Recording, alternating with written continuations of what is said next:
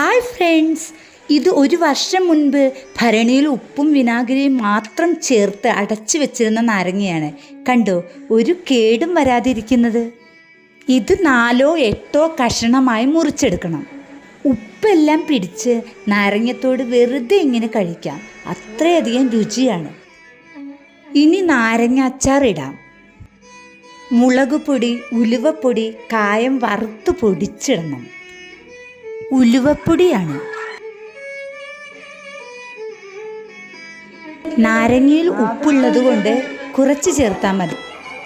അതിനുശേഷം എല്ലാം കൂടെ മിക്സ് ചെയ്യണം. അതിലേക്ക് മുറിച്ച് വെച്ച നാരങ്ങ ഇട്ട് കൊടുക്കണം.